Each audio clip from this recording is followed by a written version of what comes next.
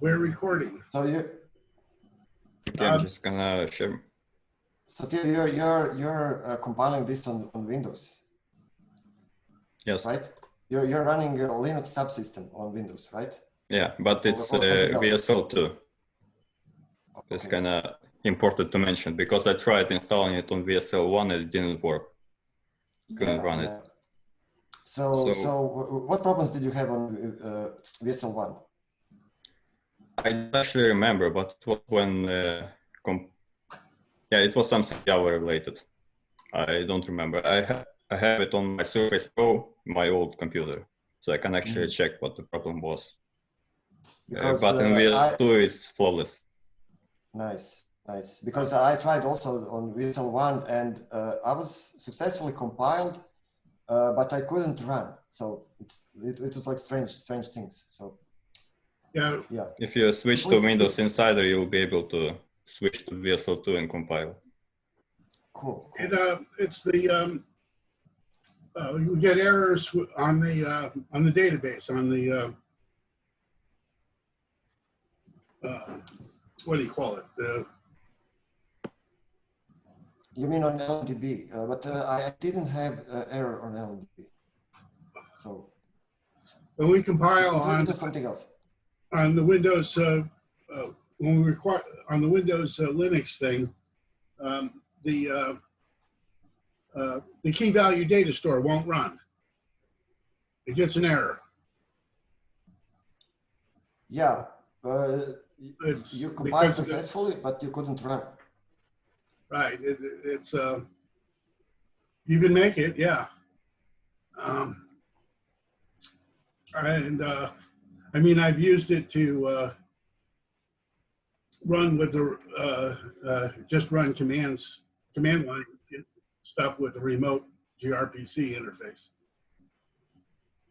Hey, Dan. Okay. Hi. So as you can see, like compile successfully because I already compiled it. What? So what did you install? Haskell platform, and then with Cabal you installed BNFC, right? Yeah, I just followed the instruction. Previously, I had to set up like compile BNC from a fixed commit, which was the only way. But now it seems to be like it's no longer a requirement. So new instructions also work. So you can actually just do it, and it shouldn't be any issue. So when you actually do, I just built it and it didn't work on Ubuntu 18.04. I had to get the version of BNC executable from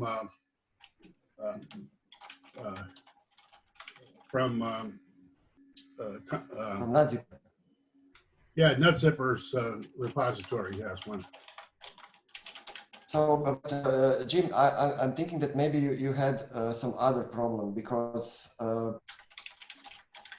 how much memory you have, Theo? On this laptop, 16 gigabytes. Yeah. I'm not sure what is the minimum, but less than 16 can be you know, maybe can be problematic. So. I tried compiling the Google's new operating system on this laptop. It was taking so many resources, like everything was capped, topped to 100%. And it took like many hours. So I don't think even the laptop is enough like for heavy work, but something less than compiling operating system, it does fine.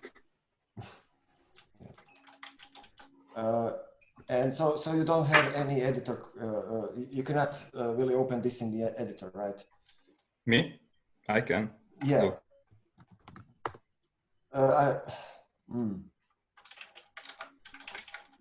Yeah, but now if you want to, so are you using any extension to you know, which can help you analyze the project?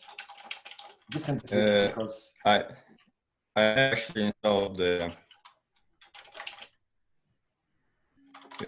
Let's see. So you probably have syntax highlighting, but I don't actually program in Scala, like, so I don't have anything Scala related in the code. But I do have some tools here. Yeah. So I have Visual Studio IntelliJ. Code, I have IntelliJ, and I have, let's see, which one is it? yeah. So now the question is it possible somehow connect IntelliJ to this SBT, which is running in VSL? And I haven't tried that. It will be fun. yeah, I'm not sure if it's possible. I mean, maybe it should be possible because SBT is like server client compiler, but I didn't find like any information that this works. So for Visual Studio Code, there is a metals extension which works not directly with SBT, but with Bloop.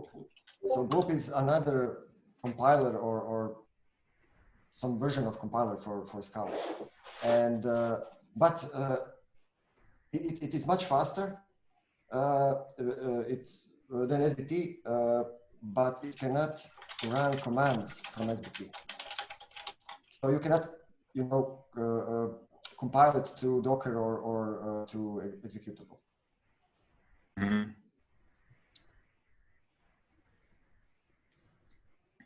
Sure, I demonstrate how I can deploy the testnet and after compiling my rnode. Sure. Yep. Okay, so after compiling, I need to do one thing, which is to put it to Docker. Which command was it again? I don't remember exactly. I'm gonna check. So can you try SBT interactive, so that that everyone see how this works. If you just enter SBT. Oh.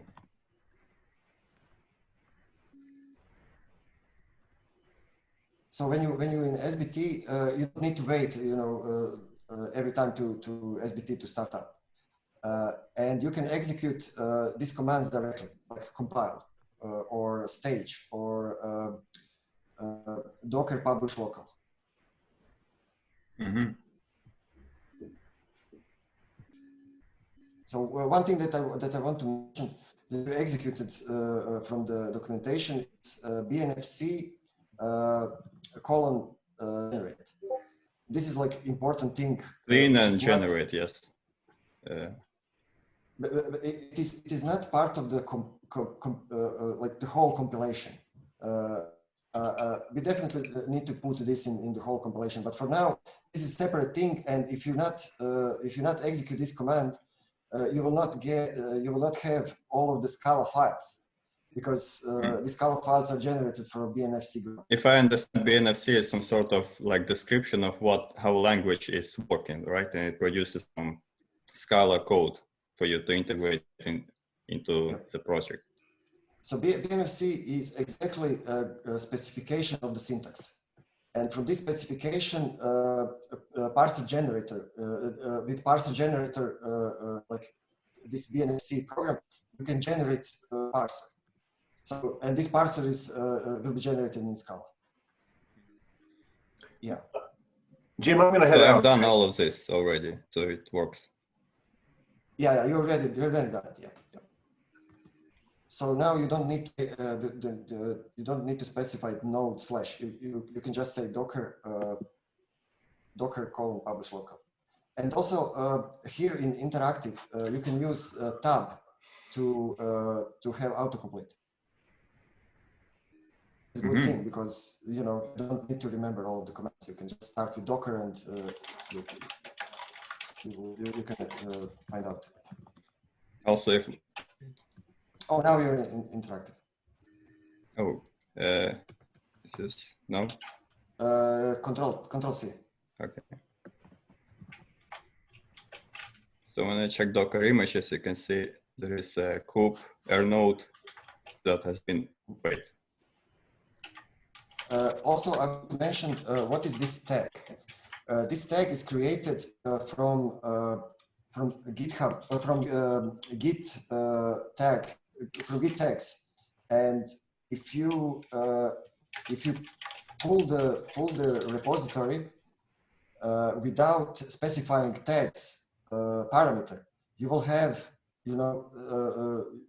tag that doesn't exist, right? you'll not pull all the tags. So when you build the Docker image, you will probably have some wrong number, wrong version as the tag. Mm-hmm.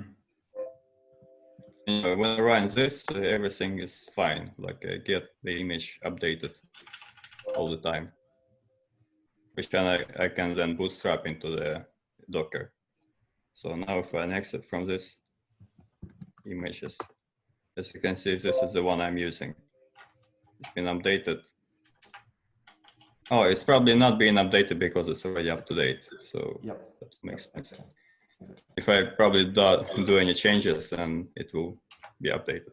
Yeah, it's enough just to run the command again. Yeah. Okay. But the only Git was. Are you running in the Docker, only in the Docker, or did you try to run without Docker directly? Yeah, I did try to run without Docker, no issues there. That's how I did it before. But now I'm using this. I'm gonna probably put the link in chat. Hang on.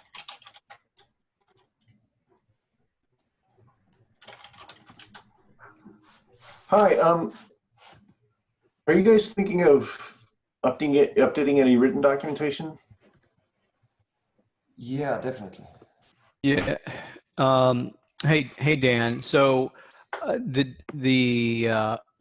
written documentation that we have so far is with the let me grab it here, is the RChain Scala educational series. So this is as far as we've gotten as far as organizing and planning for the session. As you mentioned in the notes, we probably do need an agenda and notes and things like that. So it looks like you've got it. Yeah. So what's the homepage of the educational series? Homepage. So it's the. Oh, it's this Google document? Yeah, it's a Google Doc. That's correct. Okay, so the public-facing version of this sort of doesn't exist yet? Correct. Okay, because there is a README in the RChain/RChain repository, and we could just edit it. So okay. There is a developer README in the repository, and Theo said that he followed this documentation and it works. So okay, so that's cool. Nice. So that's very close to the page I was pointing at. Let me just find that real quick. Yeah. So if I go down to developer.md. Yep. Okay, but it sounded like he did have some trouble. Did I miss that? I don't think so. Oh, me? Did I have trouble? No. Okay, well, yeah. With apologies for coming in late. What were you explaining then? If he wasn't having trouble? So I asked Theo to say, how what he done to successfully compile RChain project. In my case, I'm using Windows, so the key was to use VSL2, which works compared to VSL. Ah, okay. So is that mentioned in developer.md? No, it should probably warn people. Yeah. So to answer your question, maybe you owe an update to developer.md. I want to update also. If you want to use Nix, the whole thing is maybe a little easier to set up. And Nix is fun. I also, and I want to also clarify, which version are working, which not, because I found out that the next version of or 1.8 version of JFlex is not working.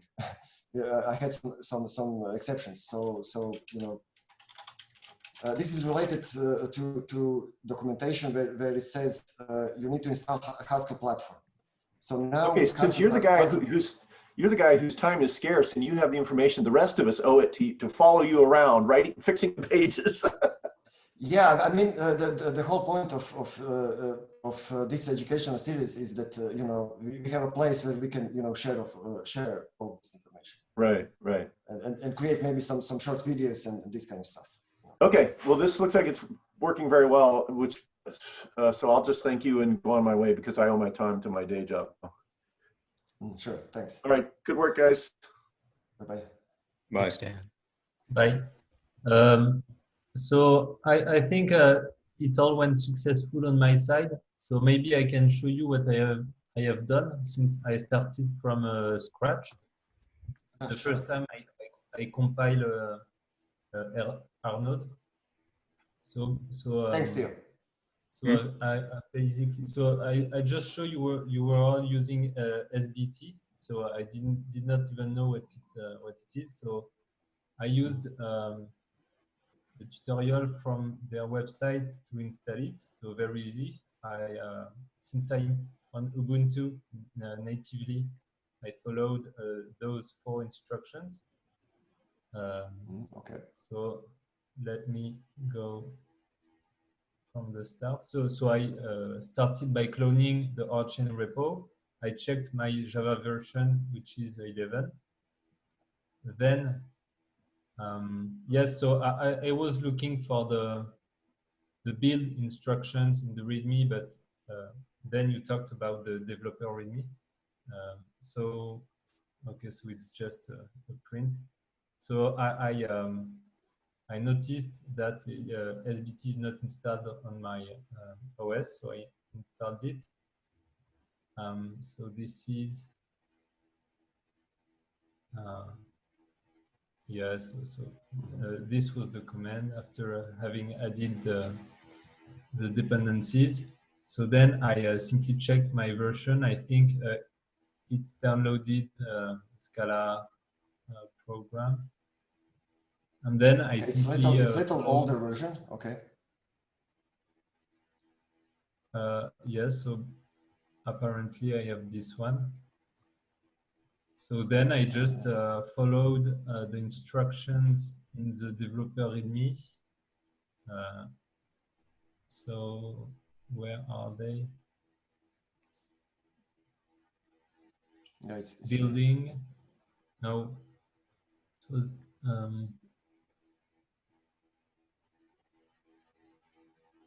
can't find them. Compiling. So here is the about BNFC. Yes, okay, those 3 instructions. So basically I started with SBT, then project node, and then restart run S. I guess it's for standalone running. So now, so this is the output from restart -S. So are you still compiling, or? I hit SBT first, then project node, and then restart run S. And now, is it still compiling, or it is done? No, done compiling. And yeah, it seems to still be compiling. Yeah. So did you install BNFC and JFlex? Did I install what? BNFC and JFlex. No. Okay, so probably it will fail because you don't have a parser generated. And this part that you are now compiling is lasting a little longer because it's compiling protobuf generated files. And it's crazy how long this lasts. Yeah, I have a decent hardware. So where is it written out? Somewhere on the beginning. Okay. So gflex, okay. Yeah. Okay. So now you can so JFlex is fine. You can just with apt you can install JFlex. Can you find out where is the Ubuntu? Okay. So yeah, should I kill the current command? I mean, yeah, it will fail. It will fail for sure.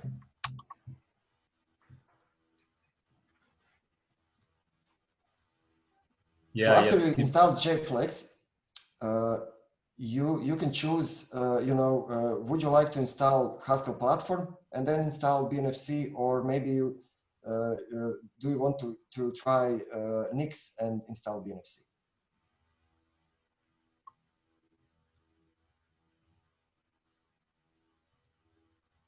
I mean, if you install Nix, you can install other packages if you like. And with Haskell platform, you can only install Haskell programs. So if you like to try Nix, that would be nice. Yeah, okay, I can try. Now, when I installed BNFC, it didn't work. I had to use Zipper's version. Yeah, you cannot install BNFC directly. So, but with Nix or Haskell platform, you can use Cabal to install BNFC. Okay, so usually Nix should be very easy to install, except in some cases when when there is some kind of problem. Okay, so JFlex. You don't need to run JFlex. Yes, I just. Oh, okay. Basically, it's installed. So now this is a script. Oh, 1.7. Oh, we will see how this will work. Theo, can you check which version of JFlex you have? Strange, you have 1.7. 1.6.1. It's a bit outdated. Yeah, this is the version for Ubuntu. So I'm not sure, Rafael, how you have 1.7. So we will see if 1.7 works. I know that 1.8 doesn't work. So now I'm running the script from nixos.org. Okay. Yep. So this is the one. I have JFlex version 1.6.1. Yeah. And that seemed to work. I didn't. Yes. So maybe it's outdated. I was able to make the rnode anyway. We don't know if it would have any runtime issues. No, you will not have runtime issues because JFlex and BNFC, they're used only for in compilation. Okay, so now. So now you have Nix, but you need to install BNFC or you know, with Nix you can install different packages. So the command is Nix. Let me paste it.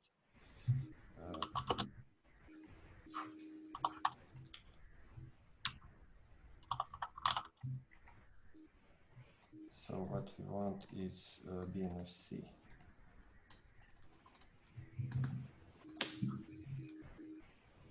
Okay. This should work.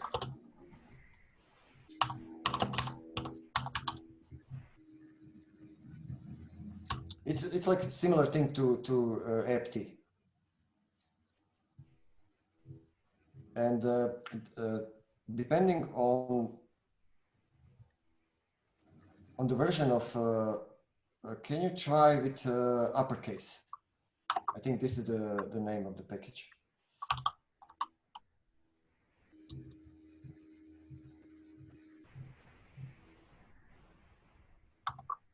So the version of BNFC is depending on which channel on Nix you are using, or which like, oh, why this doesn't work? I just installed it from source directly. Yeah, it's not necessary because this version 2.8.3 is working. So, but let me see what is the name of the package. Okay, let's do another thing. You can install with Nix. You can install Nox. Nox is a helper program that you can search for packages. So do the same thing as with BNFC. Nix env -e Nox. Okay. This is like MPX, similar to MPX.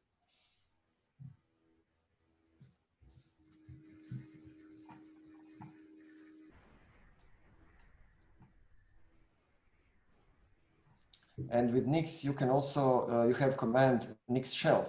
where you can you don't need to install some program. You can just say, I want to, you know, have this program on my terminal, in this terminal, in this session. And after you, you know, exit this session, you will not have these programs. Okay, so now you can, now you execute Nox. Nox and search BNFC.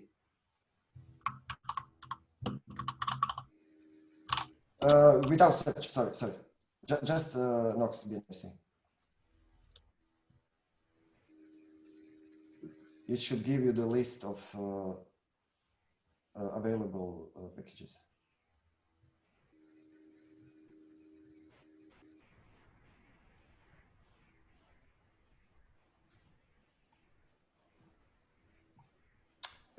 Oh no. Okay, let's go other way. So can you exit this and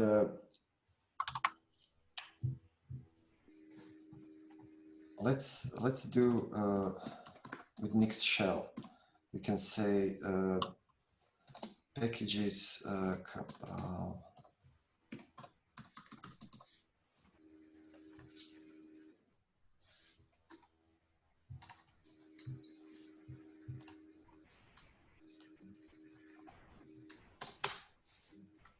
so you can try this with Nix shell. You can have Cabal installed, which is a package manager for Haskell. And when you have Cabal installed, you can use Cabal, which is very similar to npm. And with Cabal, we can install BNFC. This is exactly what is in documentation, right? okay. So now you have Cabal command. Although you didn't install it for the whole machine. Yeah, exactly. Okay, so right now I installed Cabal, but just for this session, right? Yeah. And because Nix is read-only, you know, now you have it on your machine. So, you know, if you do this again, you will also, you know, you will have it immediately. Okay. So now it needs to do the Haskell stuff. So GHC and all of this must be downloaded and installed. So why is Haskell used?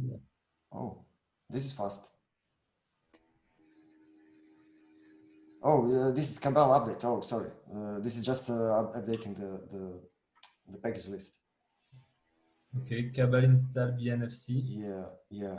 Let's try that. So, sorry, what did you ask? Oh, BNFC. Yeah.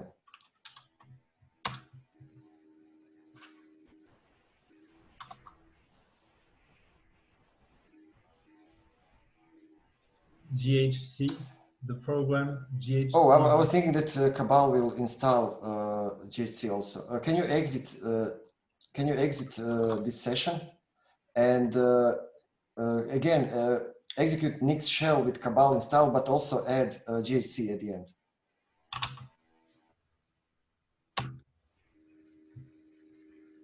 So now it needs to download the Haskell thing. This is very similar to Haskell platform, but you don't have it like install it for the whole machine. You have inside the Nix. And with this version of GHC 8.8, version of BNFC is 2.8. So now you can try Cabal install.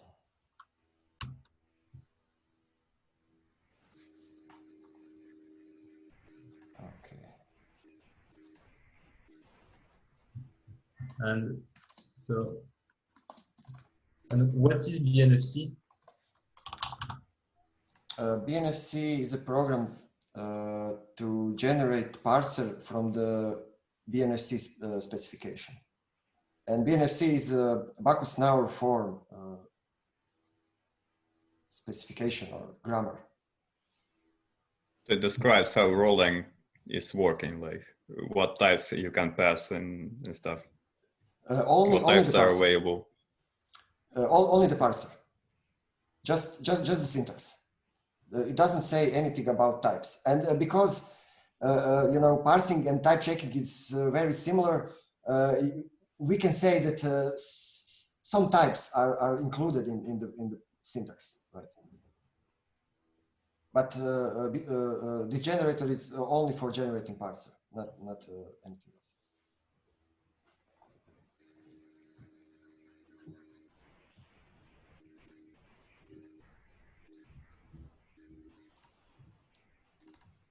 Arthur asked me something about compiling. Oh. Okay, so Where is my list? it seems that I have it. Okay, let's see.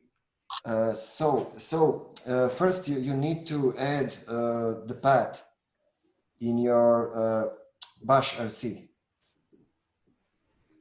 Because now you have in your home folder you have .cabal folder, and you need to add to your path this cabal bin folder.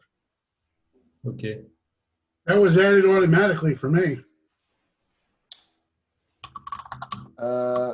You didn't use that one.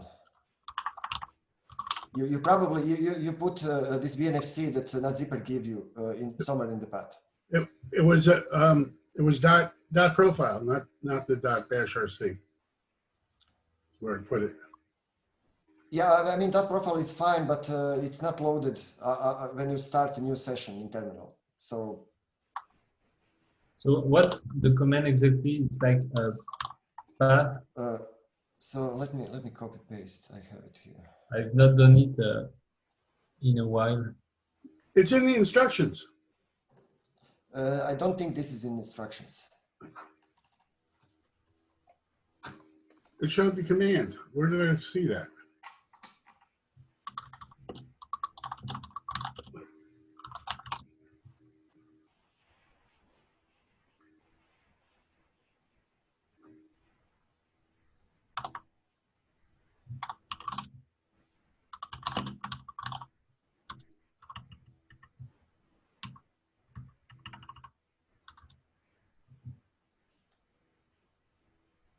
Did you you know, restart the session?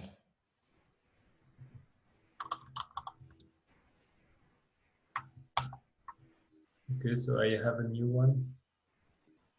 Okay, so now you need Nix shell again, because you don't have. Oh no, you don't need the Nix shell again. You done it. Sorry. Now you have. Now you should have BNFC on your path. My path includes lots of stuff with Nix, but I don't see.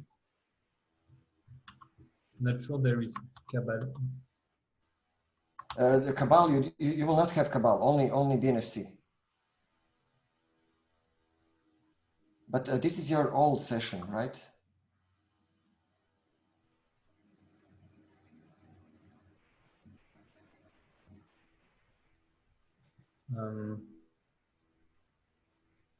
Sorry. So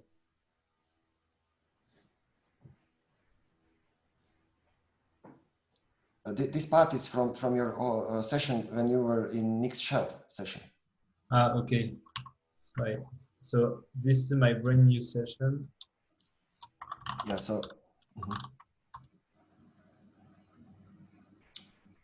Oh, you don't have the Cabal path. Okay. Can you open bash RC again? Yes. So there's nothing. Did you put did you see my message in the chat? Oh, sorry, no. Okay. So this is what I was looking for. So Cabal has its own folder in user folder to when it keeps the bin programs. Okay. So okay, new session. And now you have BNFC. Okay. Can you check the version? 2.8.3 should be. Okay. Okay, now you have everything. So, let's try with SBT Interactive. Just enter SBT. Project node. Sorry? Okay.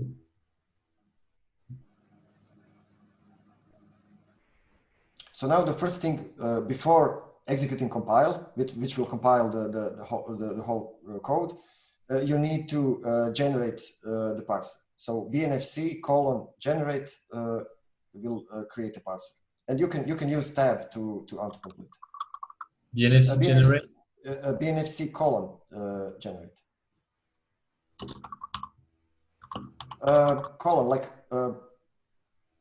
Colon.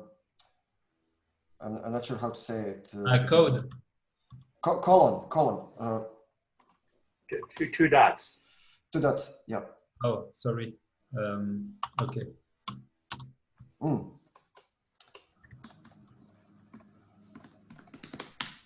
I pasted in the chat. Oh, sorry. Yes. SBT commands are usually with colon. Okay. Separated yes. with colon.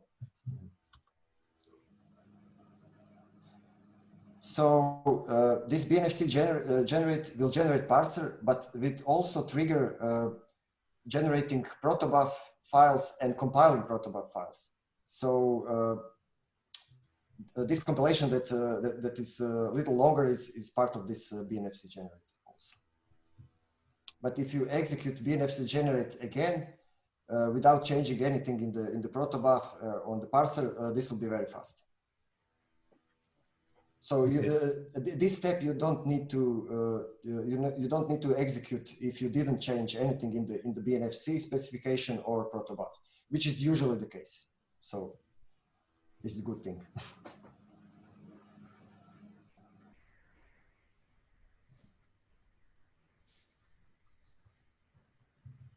Okay, nice.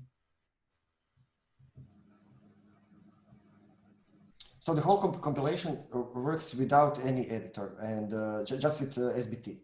So the next step is to use IntelliJ or Visual Studio Code. They use SBT configuration the same as with directly using SBT, but IntelliJ has its own compiler, which is not the same as SBT compiler. So inside the editor, you can maybe see different errors that are not visible with directly compiling with SBT. And this is especially the case if there are additional compiler plugins that is doing different thing in the code or generating something. So in most cases this is not the problem, but we have some places in the code where IntelliJ will say, oh, there is some kind of error, and there is no error. Okay. And with Visual Studio Code, works also differently than IntelliJ. Visual Studio Code doesn't use SBT. It uses this bloop compiler with combination with Metal's extension.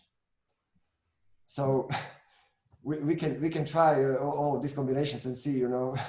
IntelliJ is definitely the best with the features, but Visual Studio Code is more lightweight, and with smaller changes, I think it's fine.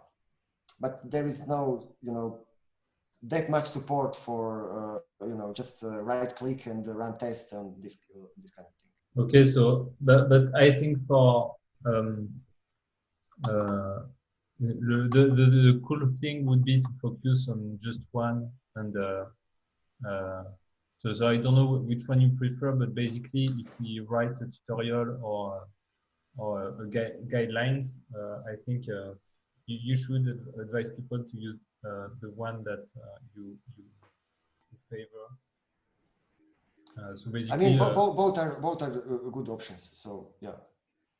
okay, I mean, so I'm definitely in favor of Visual Studio Code, but you know, it's much harder to you know it's much easier to use when you to work when you have all of these features from IntelliJ. So I'm in favor with IntelliJ. You know. yeah, okay. So I can install it. Yeah, this is. So if you look up Scala, you'll see the metal. Yeah, you can search metals. Metal You is can install. for IntelliJ. The metal is the one you want to use. No, IntelliJ is using. Oh, I mean Visual Studio. Yes, I'm sorry. Mhm. Visual Studio uses metal. Yeah, and Type Scala. If you type Scala or metal in the search, you'll see it. yeah, and what is nice, metals will install Bloop automatically when you are on Linux. This is how it works. And it will automatically start Bloop in the background because Bloop is also like server client compiler. So with Visual Studio Code, this works pretty well. So okay, now you have you have generative compiler. Yeah, it's very fast. Okay. So now you really have the major command is compile, but this will only compile the code. You will see the errors and this kind of stuff, but it will not produce any artifact. It will just compile the code. So to produce something that you can run, I mean, this is the two commands that are mostly used, but you can generate, for example, a Debian package or something. But to produce executable, the command is stage, and to produce Docker image, what Theo showed is Docker : publish local. Yeah. So This should be somewhere. okay. But I don't work very much with Docker, so I'd rather like to output an executable. So you can just run stage. Okay. I think I actually had some issue with Docker after compiling it with Java 11, after compiling rnode with Java 11. So after I compiled it with Java 10, issues disappeared and I could run my custom executable. Weird. In Docker. I don't know if it was something I did, but I'm kind of sticking to Java 10 for now. Java 10 on your host machine? No, in I mean in VSL. Yeah. I'm using Java 11. I did get an error with the Docker, but it still made it executable in the Docker directory. So I'm not sure why Java version should be important if you are running Docker, because if you're running inside the Docker, your container is based on Java container. So you're not using Java outside the container. Mm-hmm. And so should I install this? You can definitely install, yeah. Okay. With Visual Studio Code, this is like the easiest option, I think.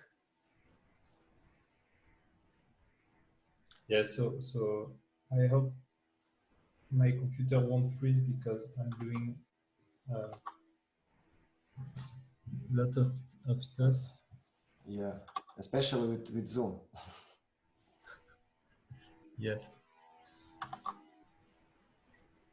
Yeah, this stage compiling should not be too long. And your executable will be, I also have the path in my bash RC.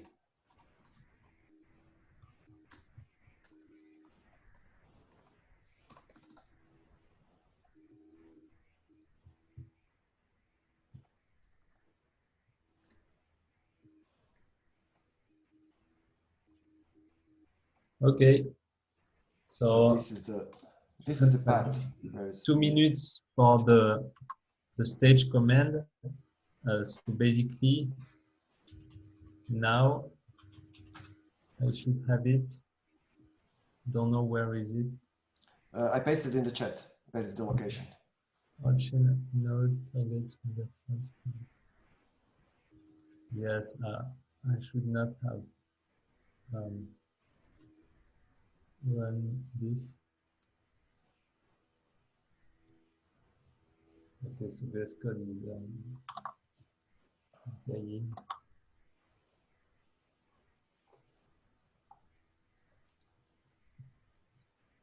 Okay, let's quit.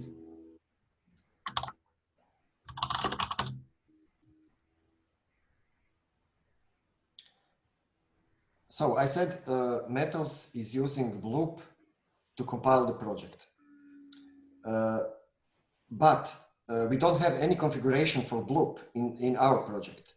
So there is some kind of automatic conversion that Metals will do to convert SBT configuration to Bloop configuration.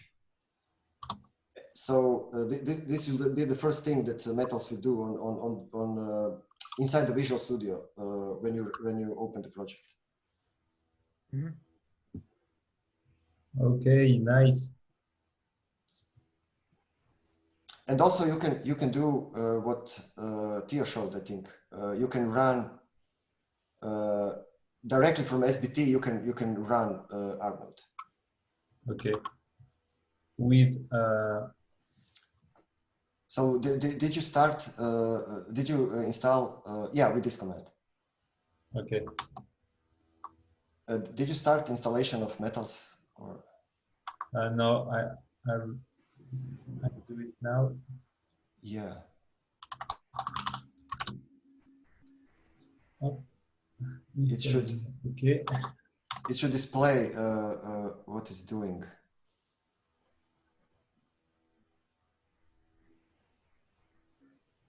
I get this information from Arthur, the previous developer, and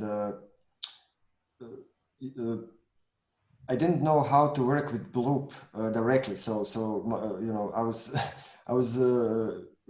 Bloop was installed with Metals extension, and you know, I really didn't use it completely correctly. I didn't notice this before, but Bloop has. I will import. Yes. Yeah. Yeah, this is what I said. Metals will create Bloop configuration. Yeah. So nice. Let's see. This really means calling Bloop install. Yeah, exactly. So inside SBT, you can call Bloop install, and this will generate a .bloop file inside the project. Also, IntelliJ can use Bloop for compilation to run faster. But I couldn't, you know, successfully do this with RChain. I think we need some additional configuration.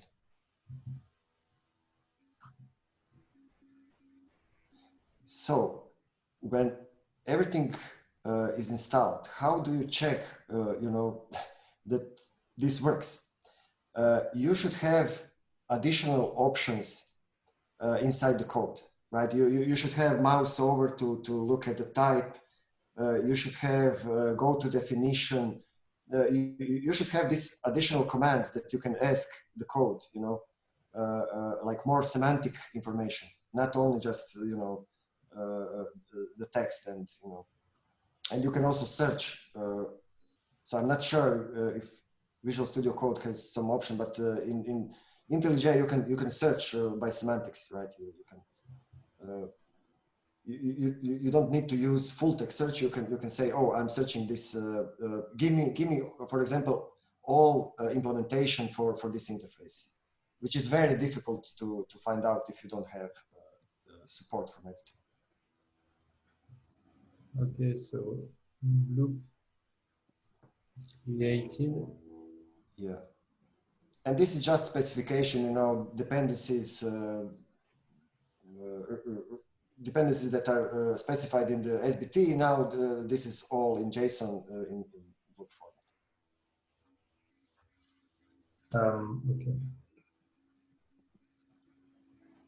These are a bit like TS. What's the extension in TypeScript? Yeah, DTS, you mean, right? Okay, indexing complete. Okay, so I don't think I got the extension to work properly. Like, I don't think it installed Bloop. So you're running Visual Studio Code with In Windows, but it's connected to VSL. VSL, yeah. So I had like a button install on VSL. The plugin. These extensions are very nice. They have extensions to connect to VSL, with SSH to a remote machine, and I'm not sure how can, for example, how can Metals install this in remote and VSL? I think it only works on you know, when you are on the local machine. Yeah, it seemed like it only wanted to work with the local machine. I was editing a remote. I had a remote How do I check system open. How do I check if Bloop is installed?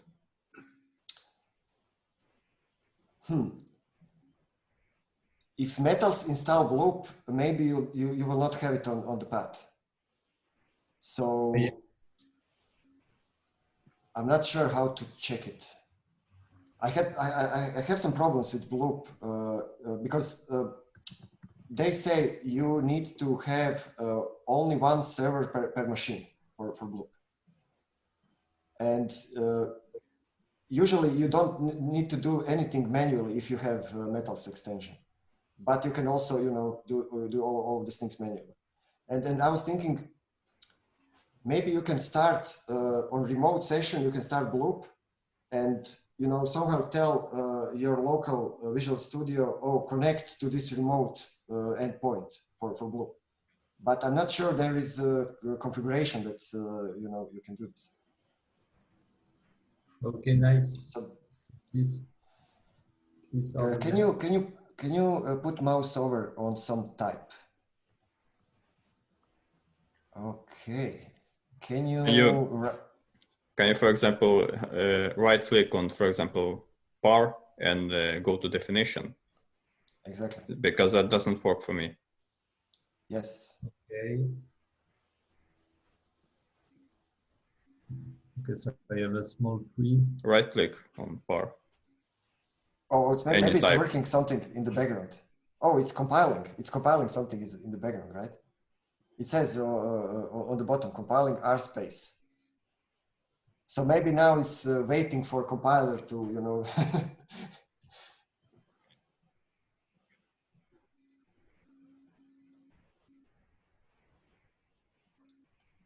But if everything is working, you should be able to, you know, go, as Theo said, you know, go to definition and find implementation on whatever is supported by Visual Studio or Metals.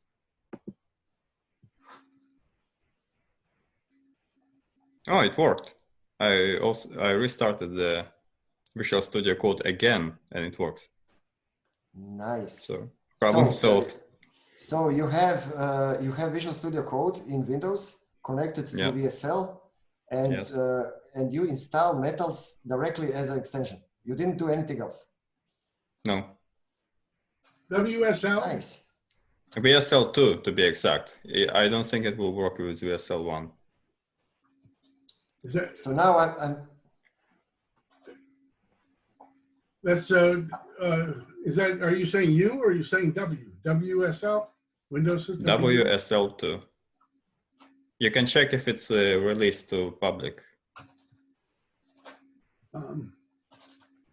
So maybe there is hope if we can connect with the same way with Visual Studio, not to VSL, but to some kind of remote machine via SSH. Oh, did we lost Rafael?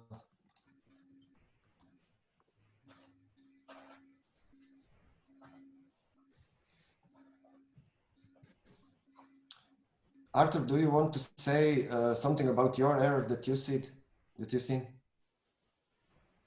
I was having an error with IntelliJ IDEA when it doesn't allow me to save configuration. And I can't figure out why, because it seems that I have permissions to the configuration files. But if Visual Studio works, I'd rather use that. Yeah, but I'm not sure what permission do you need. Yeah, it's fine. If Visual Studio works, it'll be fine.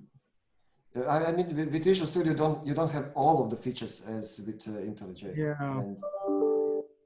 But yeah, we will I definitely on the web and I couldn't figure it out. So maybe I just have to try and install different versions or something. I'm not sure.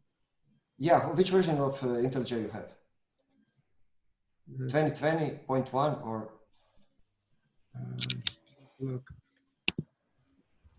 How do I see? I have a Ubuntu 18.04 installed for WSL. How do I see what version WSL is? I'm not sure. I think you just do WSL version, space version, or dash version. What? I'm sorry? Try WSL dash version. Yeah, WSL is a command. Similar. Oh, okay.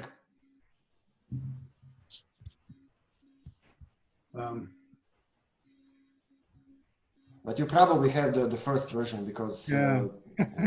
Yeah, you have to do a lot of stuff to get the VSL2 running. Yeah.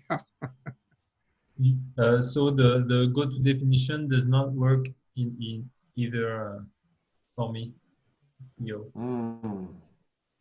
So maybe it's not completed all of the compilation. Maybe this is the case.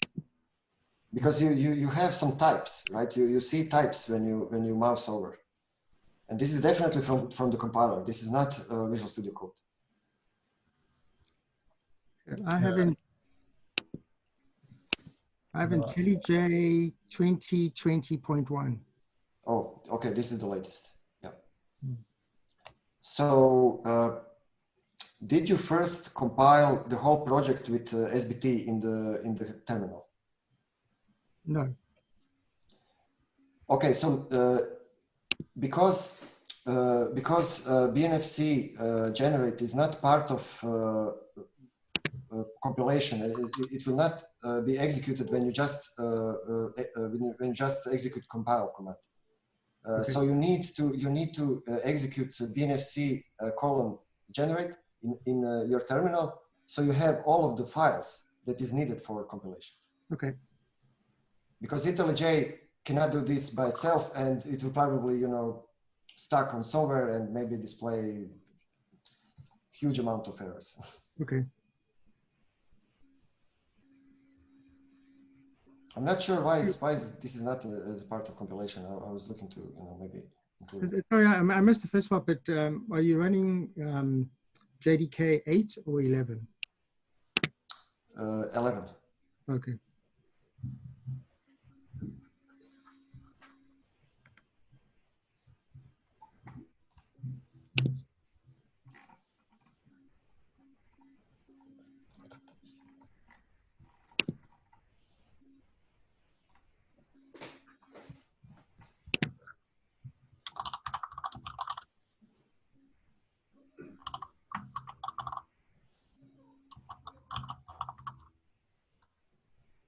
Oh, so VSL 2 will be updated automatically, right? Yeah, you'll just be able to install it like VSL1.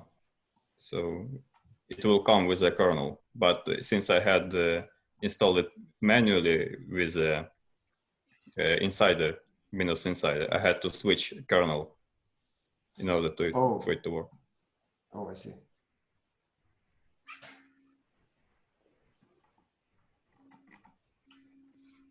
And what did change with? I don't have any version option with mine.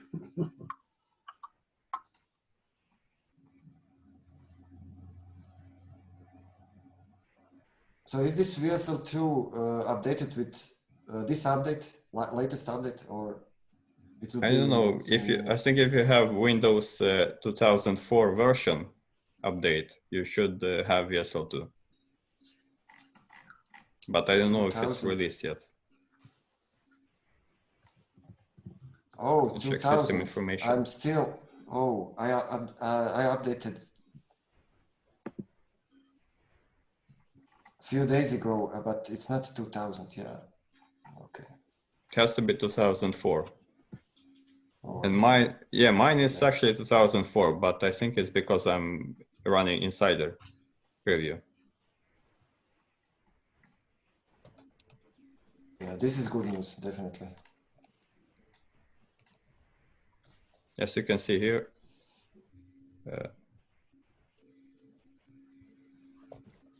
if I'm going to my system settings, Windows version 2004. Oh, this is not the build version. Oh, okay.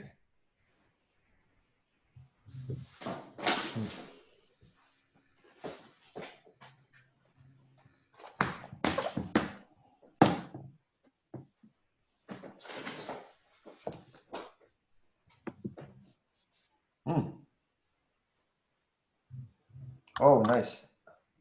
Oh, this is you, Theo. I was thinking that Rafael. So I can jump it in the code nicely now. Yeah. Can I also compile it from here? Do I have to use SBT? So, yeah, can you execute bloop just that we see if you have it? But it's I don't hardly think that so. it's on your path. Mm. Yeah, it's yeah. Metals is using their own instance. Yeah, nice. It's working. Jim, you can see how can you inspect the code when you have Metals installed. Theo, can you show some go to definition or find implementation?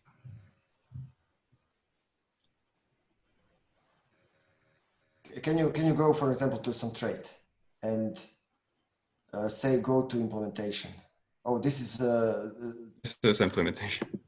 Go to definition. But this is some internal code. Can you go to this is not part of the RChain code.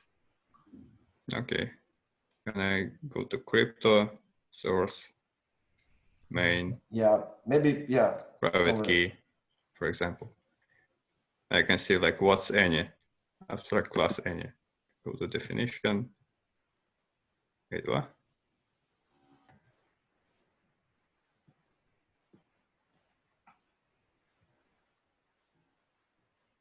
This is built-in type, right? Yeah. Right. Yeah. This is not interesting. Can you search? So how can you search semantically in Visual Studio Code? This is I don't know. Can you just search for Casper? Trait Casper. This is like normal search.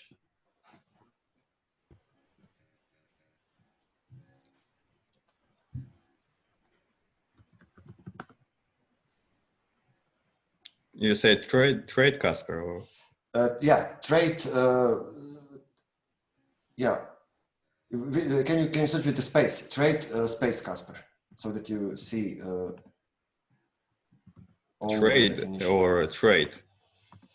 Trait. Trait as interface in Scala. They call it trait. No. TR. AIT. Can you type it instead French. in chat? It's French word.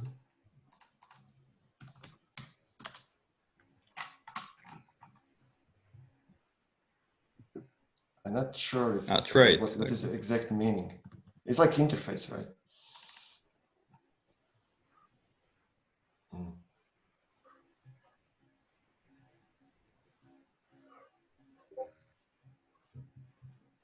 Okay, then And now you can search implementations. go to implementation. No, Yeah. apparently I don't have it. Maybe I can just look at built-in types, but nothing else. Did you put cursor directly on the Casper, or Yeah. it's on the method? On the function. No. On the Casper, on the trait. Nothing works.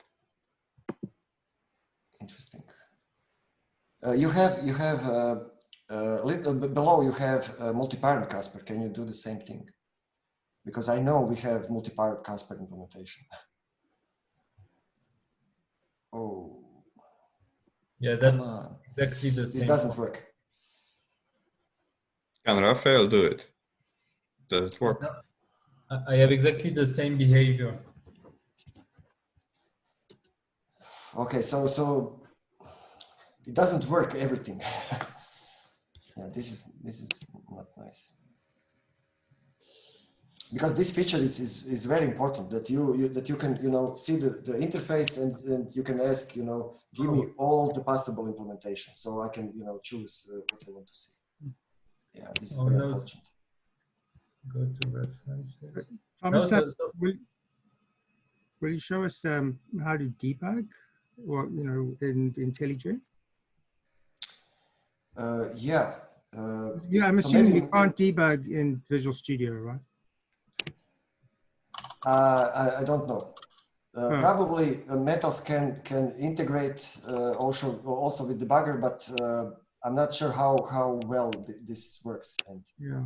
And for next time, I can show debugging. Oh, okay. I will prepare environment, and we can play with debugger. Yeah, this is okay. So finally, it's working.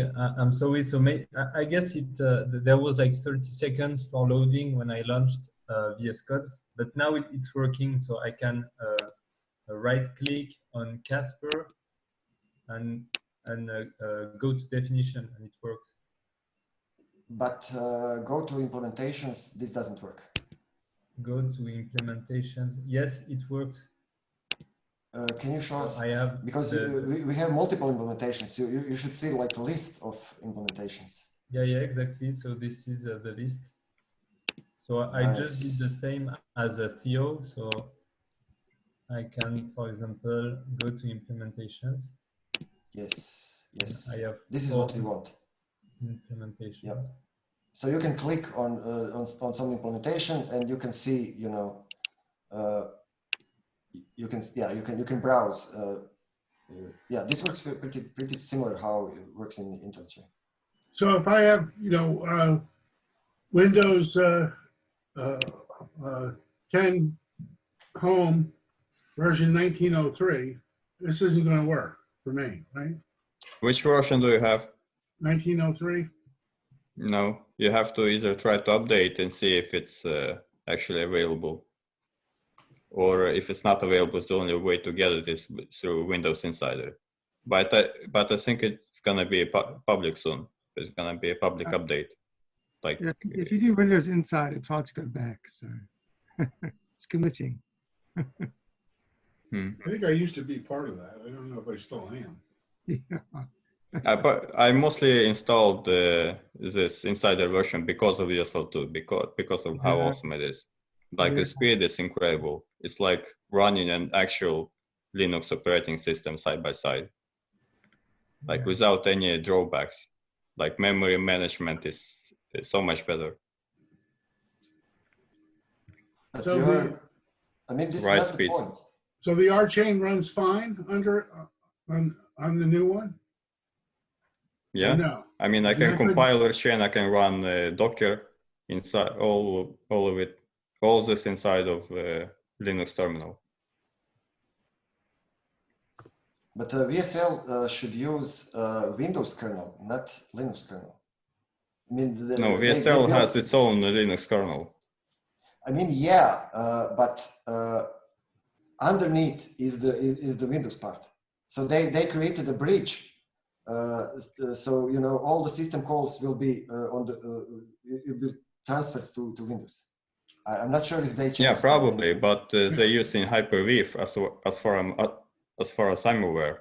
So if I disable Hyper-V, I wouldn't be able to use it anymore, because I tried using like all the softwares that kind of didn't work alongside with HyperX.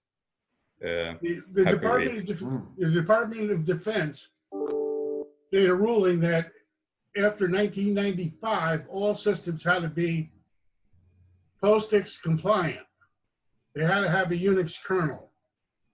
And at that point, Windows 95 was called AS1 or something. We got an early version at NGIT, and we compiled a full Unix on it. All of the system Unix, the POSIX system calls are there in Windows because they couldn't sell to the military unless they did. Interesting. And we were shocked when it came out, and we really couldn't run Unix on it for shit. we don't know how they broke it. So now they're doing this again, right? The system calls are compatible. Yeah. But the new kernel makes it compatible. Yeah. They've been POSIX compliant since '95. This is probably not the whole kernel, right? I guess there's more to Unix now than POSIX. I don't know.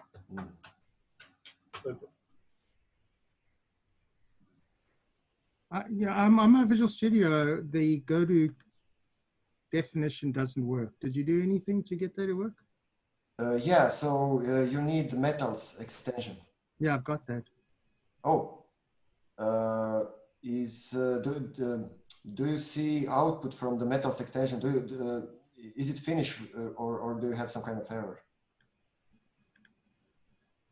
Or maybe it's still compiling, because after you install the metals, maybe you need to restart the Visual Studio Code. Yeah, I think after you that, have to restart. Yeah, and after that you need to wait some.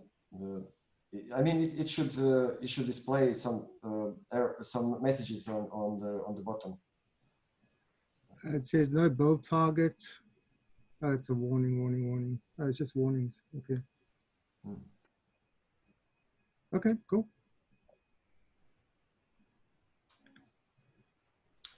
Okay, so for next time, maybe we can play with IntelliJ. We can start from where when we have now, and we can see IntelliJ. If you have compiled in the terminal, when you open IntelliJ, they will ask for oh, you don't have the Java SDK setup or all of these things, but this works pretty good, right? You fill all of this in, and it starts from there. Totally fine. Should I be able to, for example, open up rnode main class and put a breakpoint and select run? Should it be that? Is it that easy? Yeah, it should be. Okay. You can start, but maybe I'm not using this very often because you need to change configuration, and this is directly in the project. But you can execute and debug tests very easily. Oh, okay. Oh, that's good. Yeah.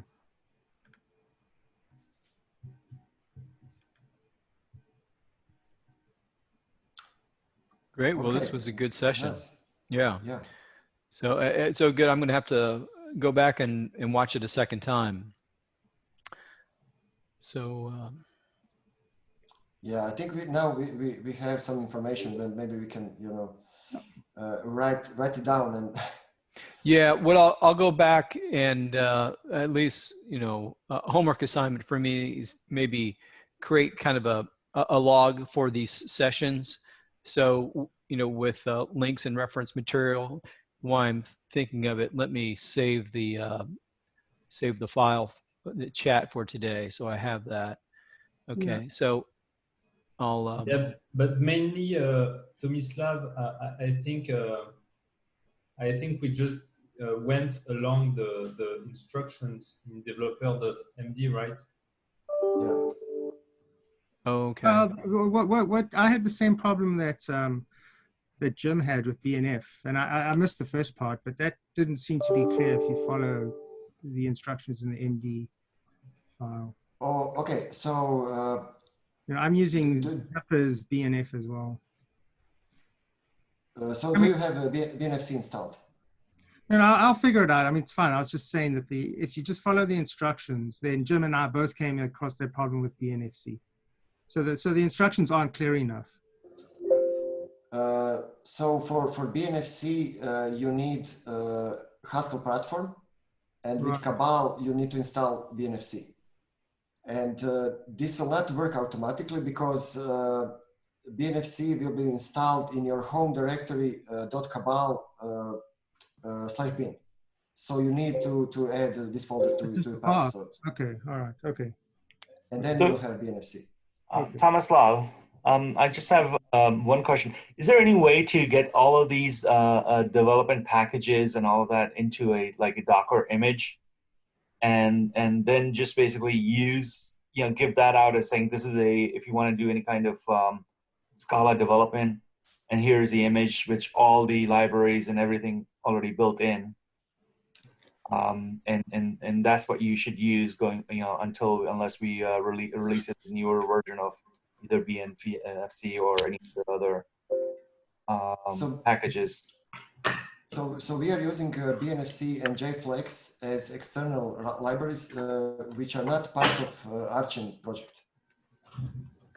And theoretically, you can put it inside Docker, but this doesn't mean that you can, this will be easy to use, because compiler expects that JFlex and BNFC will be in your path. So you can do it with Docker, but I'm not sure, how this will work, because you need to map the program inside Docker needs to access your RChain folder on the host. So right, but I mean that you can use the volume to connect, right? So, I mean, you can use what I'm suggesting is all this work that you've just done for the last hour and a half with all the setups and everything could be built into a Docker image. Then that exposed to host. Yeah. Right, and then just have a volume tag to connect your local drive to that Docker image, and you can either do exec to compile or whatever you want to do, however you want to compile things. But everything is because I seem like, I mean, you spend about an hour and a half on this issue. I know, it could be probably, if you clean it up, maybe it will be 20 minutes, the instructions. But nonetheless, I mean, I think for a lot of people, maybe just easier just to have everything packaged into one image. Yeah, I mean, we can easily say, maybe we can just give you BNFC as executable. You can download from somewhere, BNFC executable, and put it on your path, and this will work without Docker, without anything. Yeah, the thing is just trying to. I mean, I'm not saying that we should have multiple ways to do it, right? What Rafael did with Nix is also another way, right? Because you need BNFC, and BNFC you need Haskell to produce it. And how you will get the Haskell to compile your BNFC, and so yeah, this depends. But yeah, I'm totally for many options. So if maybe we can try to do it with Docker and see how this works. Yeah, thanks. Yeah, thank you. So all right.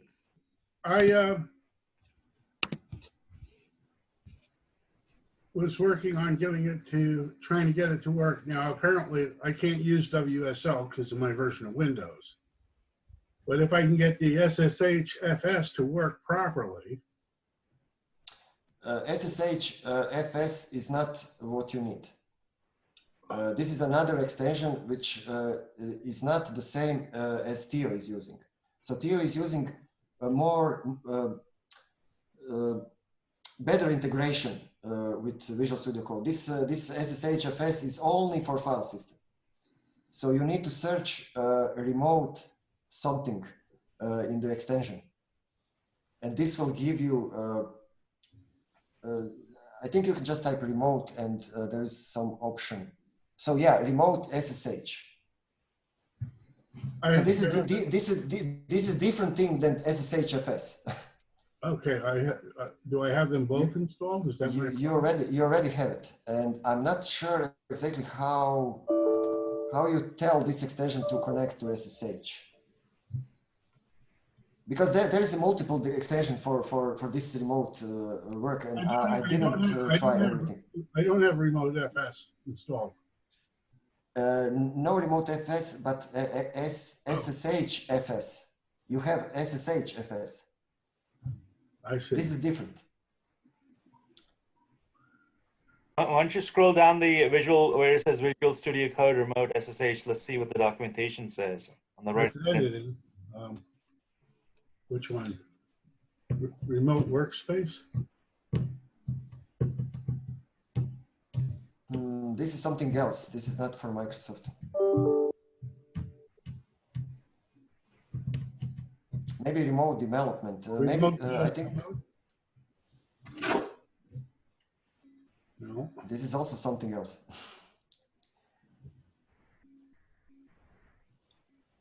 They first created one extension for all of these things, and then they separated, specific remote VSL, remote SSH, and something else.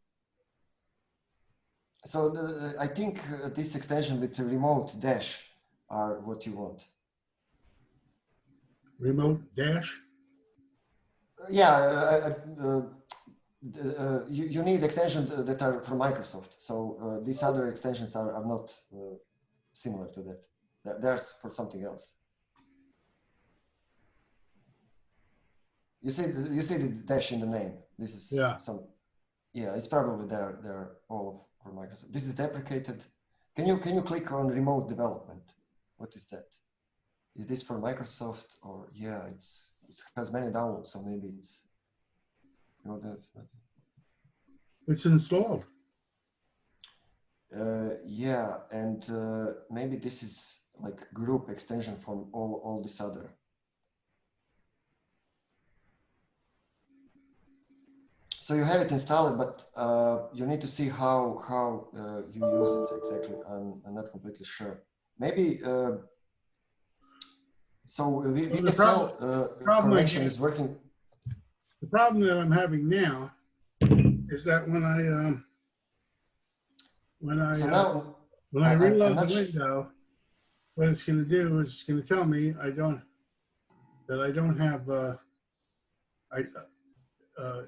have Java on the local machine. So I could install it, but it should be running Java on the remote machine, I would think. No, you're not connected to remote machine. So if you see in Theo's Visual Studio Code on the left corner, no, SSH. So this is different extension. This is different extension. This SSH file system is different extension. This is not important for what we are doing. So on the left corner, bottom left corner, you will see when you are connected to remote system. So now you are just running Visual Studio Code connected to your host system. Okay, so I need to run Visual Studio on the remote machine. No, you need to run Visual Studio in the context of the remote machine. So how this works with VSL, for example, they have like good integration. So if you go to VSL and execute code, it will start Visual Studio Code on your host machine connected with the context of your VSL. Right, but that won't I'm work. not sure. I don't have an up to date. I can't build on that machine because it's not up to date. It's not. So you first need version, to. it's not version 20, whatever.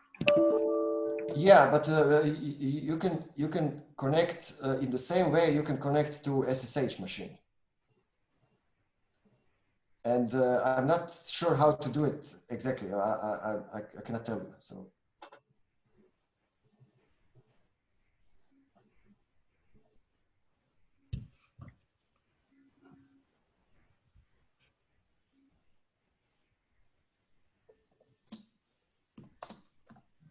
I think you should look at that remote development one more time, Jim, and see if explains it in the documentation a little bit how that works.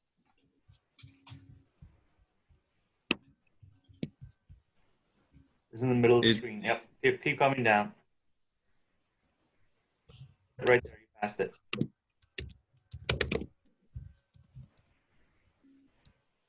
Scroll documentation. Good chance. So they have tutorial. So here is the link in the chat. So you must open SSH connection, but not with PuTTY.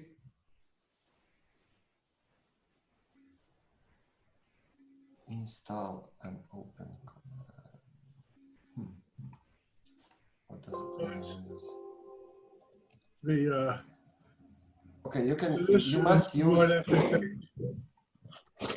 which I already. So first of so Jim, I posted the link with tutorial in the chat.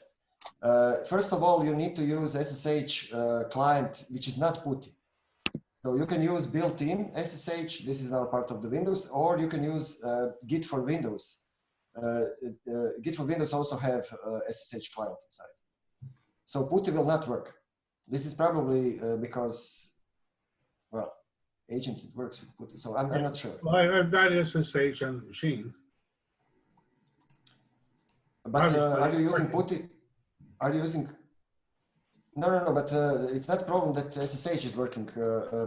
Visual Studio, this extension to connect remotely will not work with PuTTY, with the SSH connection with PuTTY.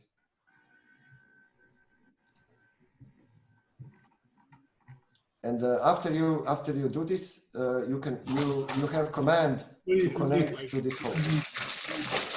I have SSH on the machine. I don't know what you mean. I think, Jim, what, if I understood correctly, he's saying beyond SSH, okay, I think you need something on the server side, some sort of like server component from Visual Studio, which will allow you to take these commands that you have your local Visual Studio client, to take them and execute them on the server side. Is that correct, Tom?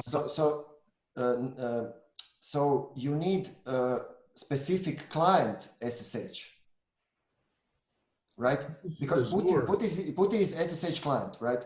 But they say, this will not work with PuTTY because this extension is using your client that you have, right? To create SSH connection. So you don't need anything specific on the server, but you need a specific client, SSH client. Okay. I see in the documentation, the link that you sent, it says the first thing. It said okay, got it. Rafael, can you mute? So you have two options for clients that you can use with Git installation, or now I think it's already included in the Windows. Yeah, well, I installed the Git, so that's what I have. I don't know so what maybe, I mean, what? So maybe you can try. If I have Git and it's working, I'm not sharing my screen. I mean, I've got the Git here, right? The SSH. Yeah, but you are in the Git bash. Okay. I can do it from anywhere. What is it, CMD?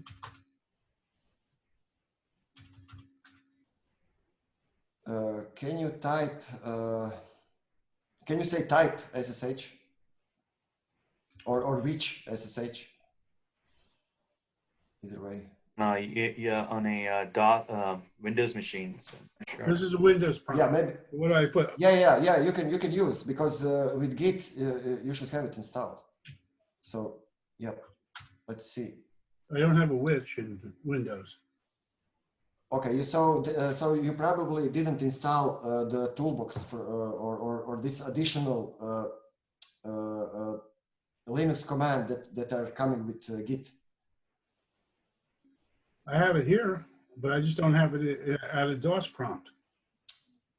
Yeah, okay, but you have SSH, Wait, which should be wait, fine. Yeah, I don't have witch, right? But that's.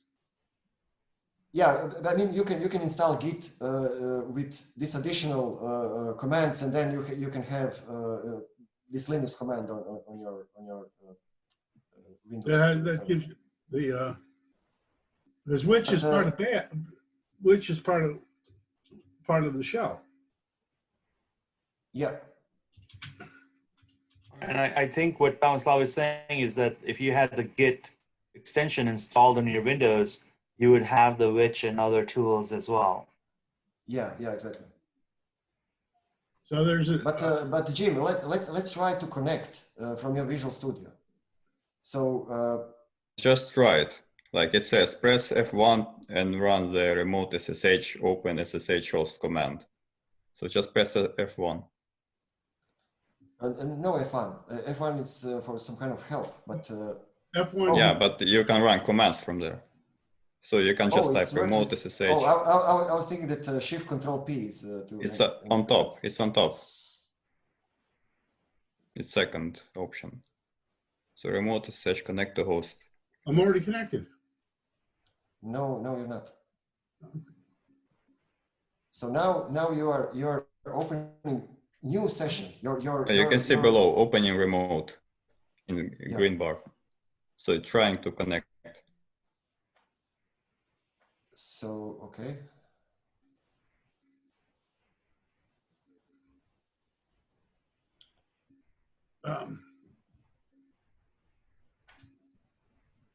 Hold on, Jim. I think he's still trying to do it open bottom left. If you look in bottom left, it's saying opening remote. Yeah. But now it's asking the password here to connect. Wants me to confirm my password. All right. Okay, and what and so now Visual Studio Code when it's look file system, it doesn't. Yeah. So now it's your Visual Studio Code is in the context of your remote machine. If you open terminal, you will open terminal on the remote machine. So your Visual Studio Code is not looking at your host as a file system. I don't know. I'm sure I was pretty sure that I already did this. Now you can try to install the metals extension. Yeah. And it should install the necessary things. Yeah, didn't I already install that? This is different Visual Studio Code. Remote Visual Studio Code is different from your local Visual Studio Code. They are not the same. You will see. You see here now. What's the warning? So you see here, you need to install metals. Yeah. Let's install. Install in SSH. Click on install SSH. The green button. Installing SSH. Yeah. So they will install something on the remote machine, right? They and now reload. Kind of connection. And now reload. Yeah.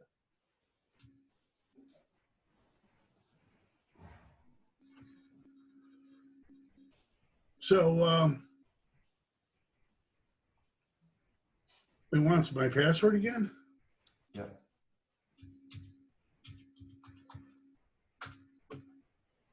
So this is This is a Okay, different visual code than this one. I mean, it's a different context, right? I can kill this one. I don't need it. I don't know what it is. Yeah. Okay, and then I can go back to my file manager. Okay, sorry, I still have a green light here that But I have. sorry, Jim. Jim, sorry, you killed the wrong one. I killed the wrong one. Yeah. You need to go to the command menu and connect again.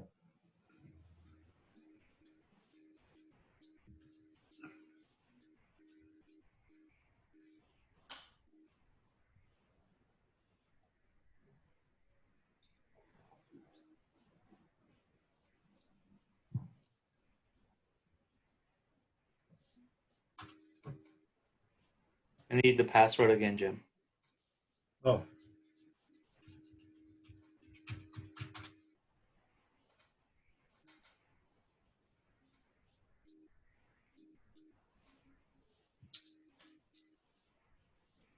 So now Okay. maybe you can. I'm set now. I can do Explorer. It doesn't show that I'm connected to the remote host anymore. Yeah, it shows. But Jim, this is another extension that you are looking. SSHFS is another extension that it's not related to remote connection. This is completely different extension. Now you see at the bottom left, you see that you are connected with SSH. This green label, and also you see this purple left, Jim, left line at the bottom. Yep, left. Yeah, there you go. And when you're using remote connection, this line is not blue; it's like purple or. Okay, so if I open the now. Nice, this is working. I didn't open So they have their own Explorer. Okay, you are in the right folder. Okay, Jim, you don't need to go down. You are in the right folder. Just select OK. Select OK? Yeah, this is your folder. Okay, so let's see. What's my password again? It's something I don't have to deal with VSL2. Entering password. I mean, you can set up SSH keys, and you don't need to you don't need to enter password. Okay, there is lots of files. Follow the instructions linked to resolve this issue. Unable to watch for file changes in this large workspace.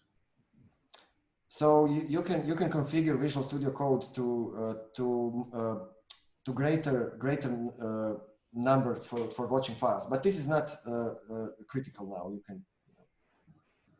It's just that Visual Studio Code cannot monitor all of the files because there are a lot of files. But this is not important right now. Can you go back to Visual Studio Code? So let's see if Metal's extension is doing something. There was another warning that seemed important, something about SBT. Yeah, can but you click on the? Can you click on the bell this bell on the right corner, on the bottom right corner? New SBT. Okay, import build. This is what you want.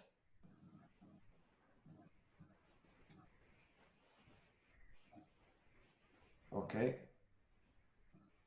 So it seems that Metals have connection with your remote machine. So this is working. Nice. If this works, that'll be awesome. Yeah, definitely. I'm happy to see that now it's working in VSL, and especially if you can do it remotely. Now, which directory do I want here? Scala? Yeah, usually. Interpreter? Yeah. But this will still not work. until metals, you know, Reduce? download everything and convert. So I have to wait. So when this is done, it's going to work, no? Yeah, yeah, you need to wait until everything is downloaded and compiled. Sweet. But it seems that that will work. So. Well, this is, you know, I mean, so we have two solutions. One is to get the 2004 version of Windows, and then you can use WSL, or you can do remotely with this. Maybe it works. Yeah, maybe we will see. Please report what is your results. Yeah, I'm glad that this works in VSL too. Yeah. That'll be super if it works. It actually we also configured the plugin for collaboration in Visual Studio, Gemini, and a live share, right? Right? A live share. I don't know what it's called, but it allows both of us to write on the same file. Yeah, this is nice. Yeah. So you are using legacy Scala version 2.12.8, which might not be supported in the future versions of Metals. Please upgrade to Scala 2.12.11. Mm-hmm.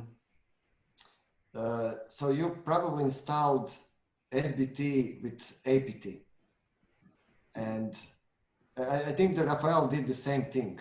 And maybe this is like older version. So I'm using SBT installed with Nix, I think. Yeah. So it's apparently working. Can you go to the so let's see. If I go to the definition of M. M doesn't have. Definition for M. No, M is not interesting. But, yeah, can you go to row tuple space? Yeah, this should be alias, I think. No, it's still compiling. Sorry, you see in the bottom right corner, you see compiling R space. So it's still not done. Okay, R still. Yeah, it's compiling project by project. Yeah. Okay, so it has to recompile everything. Yeah. But, nice. It seems that it's working. So yeah, this is definitely good news. So if I want to,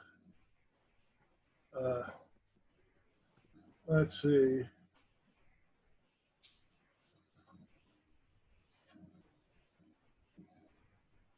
So now you're interested in PAR. What is PAR? This is the first thing that you want to go to definition. If I can. Yeah, it's still not done. It's not finished yet, so it didn't find it. Yeah. But if I look for something like, but you can see some types already. So how about if I, can I do references? Go to definition is really the reference.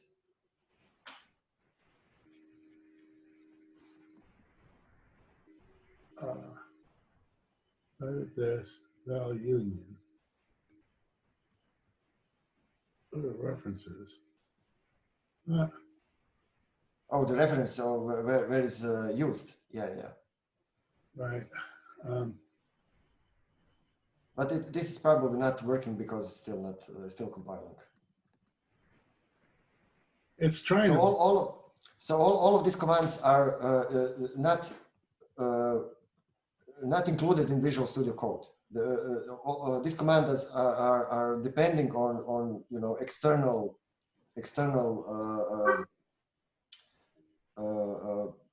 analysis of the code, like semantic analysis of the code. Visual Studio Code is just displaying text and doing the highlighting. This is the basic thing that most of language extensions are doing. And this is another. Now what happens if I go to I go to, let's see, resources.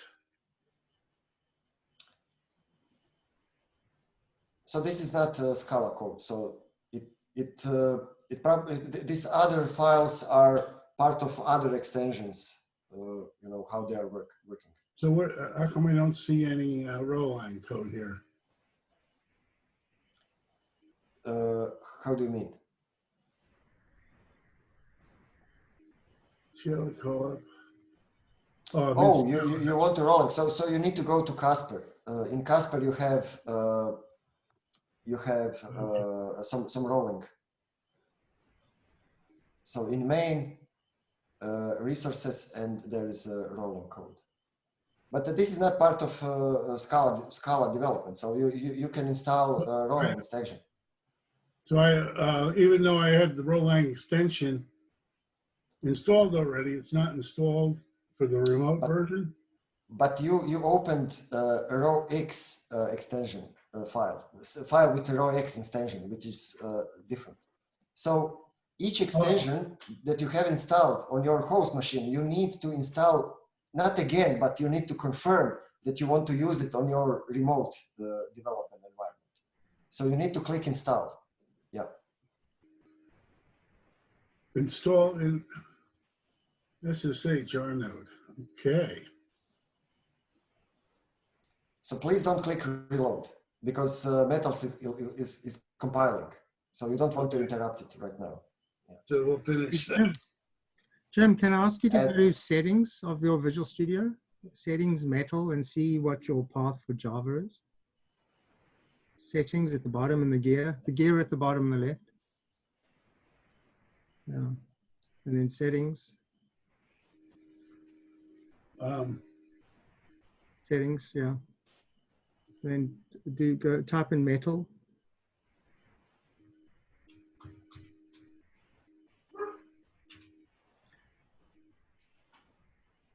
Yeah, so can you go down on this? I want to see what your Java path is. Yeah, what's Java home? A little further, a little further. Oh, you don't have anything. Okay. Okay, great, thanks. Is it working for you, Arthur? No. Are you connecting to a remote machine or just the host? Just I think it works. I'm trying the remote. Yeah, the regular one works fine. Yeah, I'm just trying to get. Are you connecting from Windows or from Linux to remote machine? Windows. Okay, nice. So,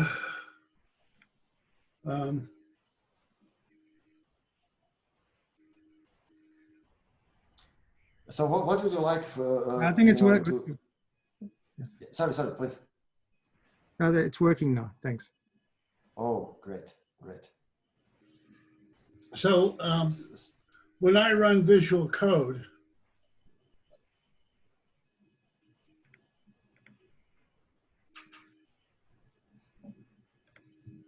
is it going to? I have to start the remote again, or how does that work? Yeah. This is the way how this works. You tell your Visual Studio Code, oh, go to this remote mode, and then he restarts, and you are in different environment. If you open terminal, you will see your remote terminal. So you cannot see your host terminal anymore. New terminal? Yep. And you see here you are in remote terminal. You cannot access your host because everything is now remote. Right. Sweet. Success. Yeah, definitely. Well, we've used almost another hour. Thank you for getting me going here. I'm a happy camper today.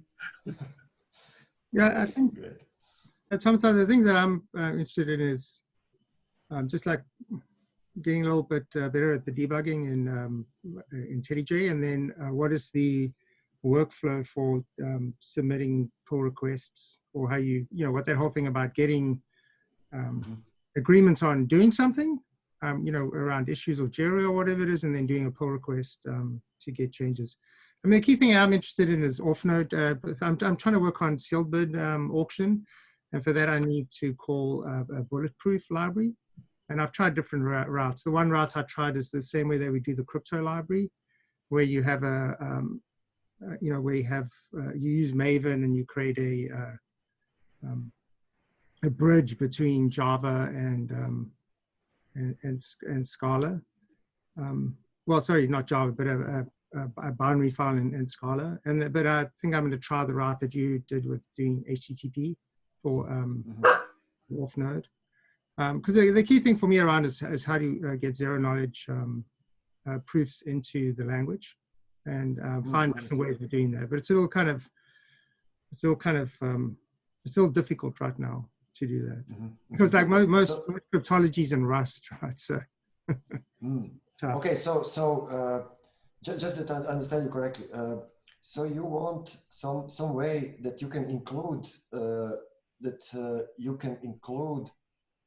library that is not in Java or Scala, and you want to call it from rnode Scala code, right?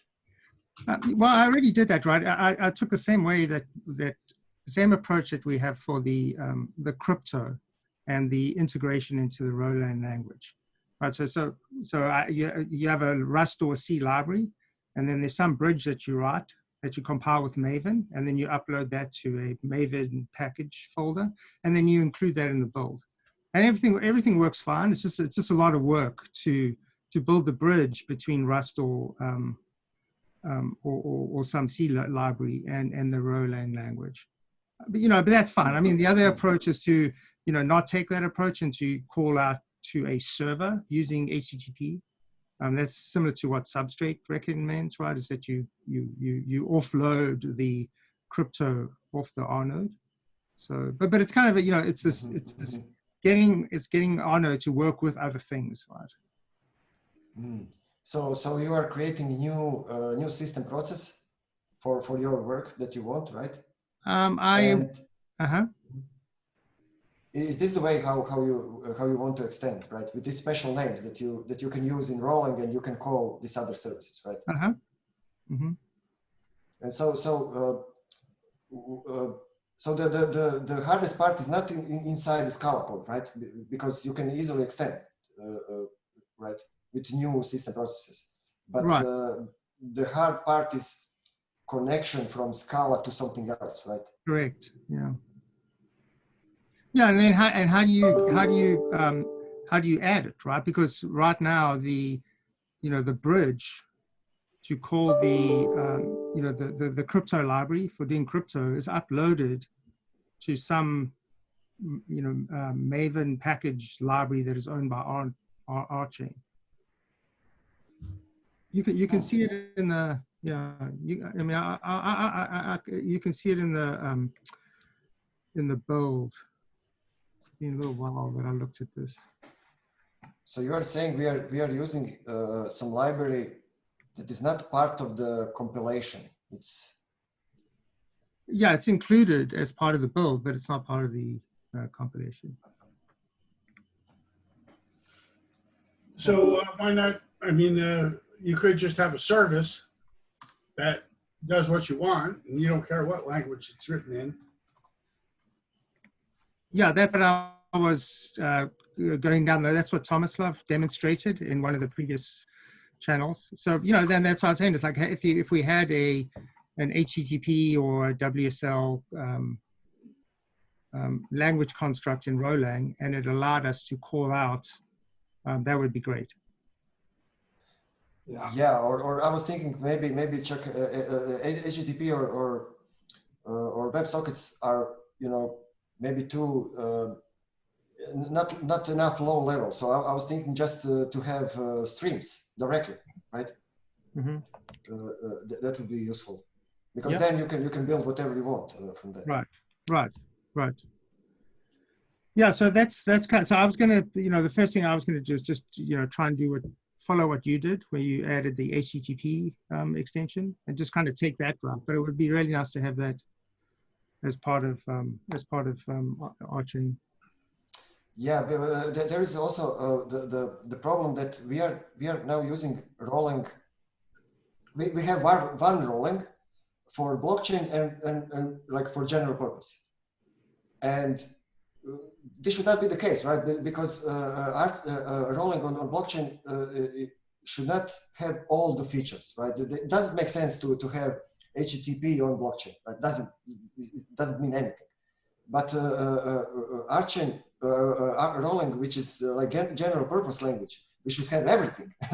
so now we don't have this distinction. So we should first create this distinction and say, oh, this is Rholang on blockchain, and this is like Rholang for everything else, and we want to have like everything, right? We want to start system processes directly from Rholang. Don't we sort of have that with the eval versus deploy? Yeah, we have this distinction, but we don't have in the code somewhere when you can say, oh, for example, these string methods are not available on the blockchain. They're only available in the eval. So we first need to say, you know, what is available on the blockchain, and you know what is everything else.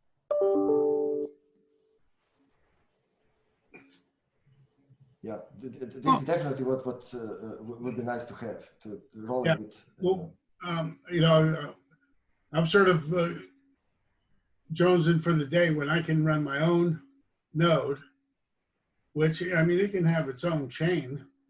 It's not, but it's private, and have it talk well to other shards. Basically, my own shard that can talk to other shards. You know, there's a certain amount of history is kept locally for me, but that's just for me. It's not public.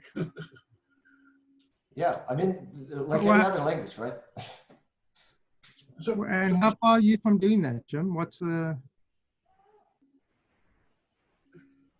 How far is that? Well, yeah, that's another topic we discussed. I mean, a lot of it's been worked out in terms of the cross-chain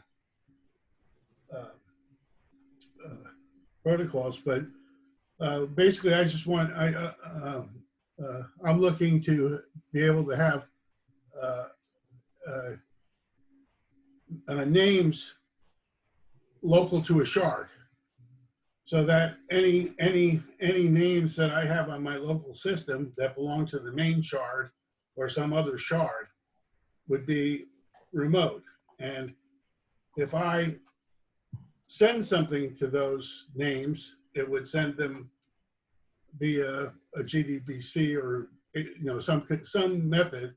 It would send it to the shard where that name was owned or where that name was defined, so that it would distribute the processing to be local to where the name is. And so I could send, but at the border between systems, I would have to translate local names for my own shard to remote names in the main shard that would point back to my shard. Okay, and anything sent to those names would be sent onto my shard. Cool. Okay, I built a system like this using distributed objects back in the 80s, and it worked great. You get a lot, tremendous parallelism because, well, if you use lazy execution, I would have a result object, and the result object, it would not block on the result object until that result was used for something.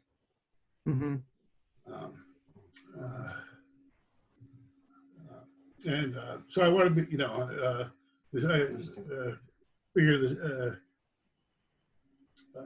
that's what I want to be able to do. I mean, right now my ambitions are much smaller than that. I want to now, we get in the debugger, we get special names errors before we get variable, proc variable used in a name context or name whatever. So we don't get to see all the errors in the code because the names, the special names are not defined in an eval. So the debugger just chokes on them because so what we have to do is we have to find all the other errors first before we complain about a special name not being available, like deploy ID. Yeah, that would be better, definitely. Because right now, I mean, I got to comment out all my special names in order to debug it, and then I have to uncomment in order to run it. So yeah, we have difference between Rholang on the blockchain and Rholang in the wild, but we are not specific about that. How this works. It would be nice that you can replace these names with your with your code and say, oh, when you see deployer ID, put this. Yeah, and this is probably because in the code we are checking. Before we are checking these type errors, code is checking, what these special names are there exist or not. So from code perspective, we need a more unified way of defining the context in which your code is executing. Because now we have two different ways. We have special processes, like system processes that you define, and also we have this normalizer env, which contains the list of special names. So yeah, this is something that, it's future work.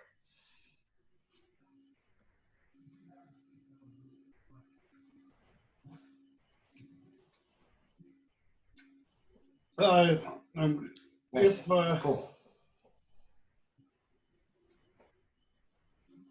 Yeah. If we can find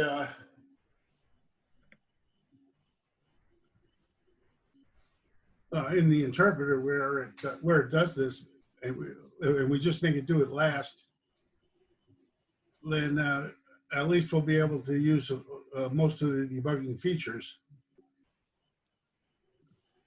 Yeah, I didn't check exactly where this is in the code, but I'm not expecting that this is just the order of something. It's probably this is done in different part of the code. So maybe some processing of Rholang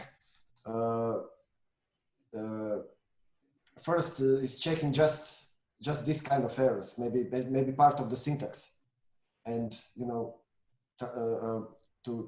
move this to another part, it's maybe not that easy. So for example, here in this code, we are catching all of the errors from the reducer that are happening, when Rholang is executed. And maybe we don't even go into this code and until all of the invalid system processes are detected.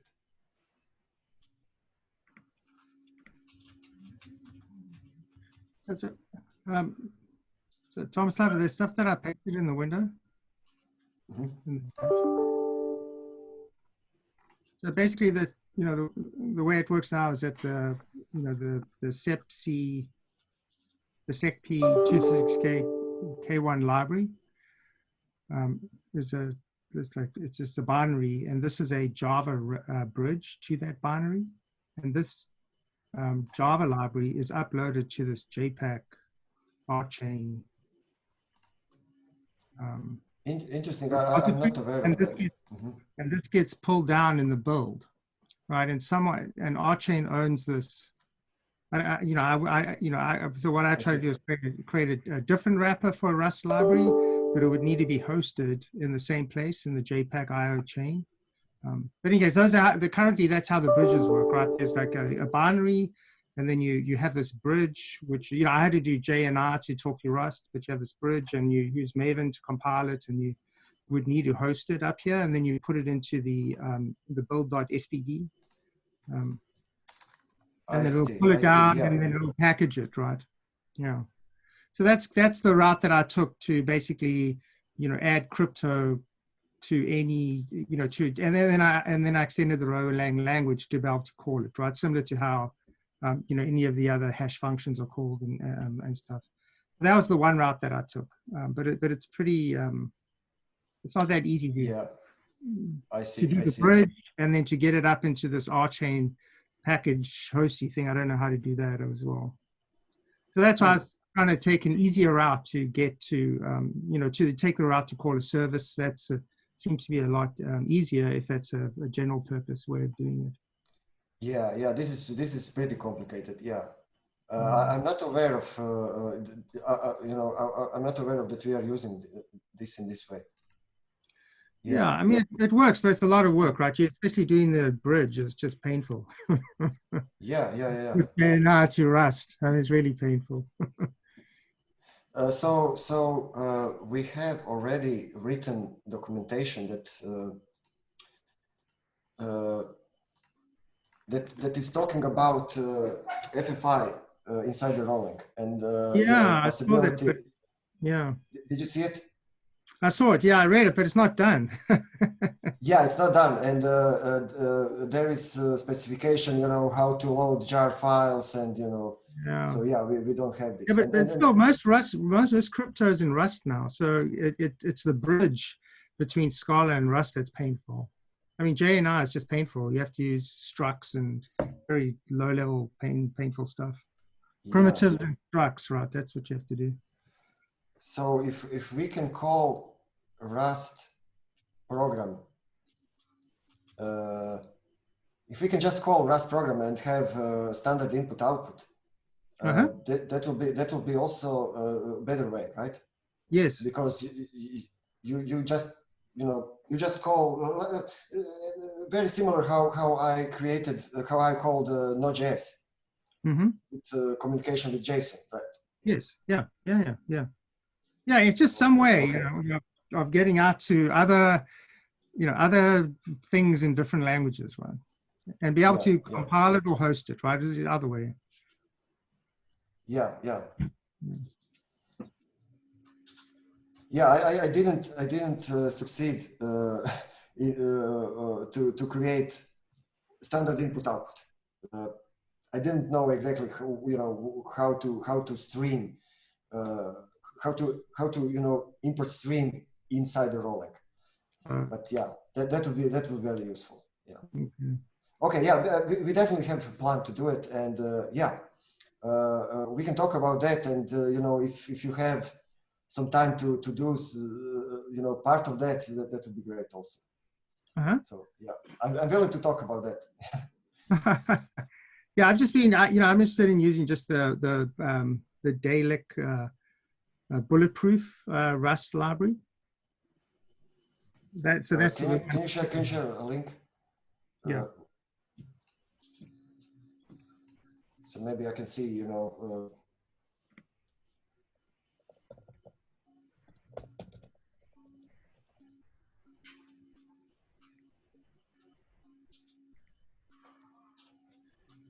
Yeah, this one pretty much gives you, this is range proofs, and then they also have arithmetic circuits, which is not completely done yet. But, these are just two fundamentals for, range proofs are used by Monero, for example, but, arithmetic circuits are another approach that you can use for just, proving that values to a formula without revealing the formulas. But these are kind of just fundamentals for adding privacy to a blockchain. That's something I did research to as well, like homomorphic encryption and functional encryption. Like it would be awesome to have something like this in RChain, that you have like an encrypted vector of numbers. It could be like some personal data that you don't want someone else to see publicly. And you can do something like dot product of the whole arrays of data and see like the... So Bulletproofs does. It has a dot product argument. Yeah, and all you see in the end is an actual result of the dot product, not what's inside of those arrays. Yeah, I mean, so I mean, in general, it's, you know, how can we add more crypto to RChain and Rholang? Yeah, and how you manage the secrets that you need to generate for bulletproof or zero knowledge proof? Do you need to manage some kind of? I mean, can we do it directly on the blockchain? Yes, well, you can. It just depends on, you know, sometimes the computations are quite CPU intensive, so that's why loading that off chain is sometimes preferable.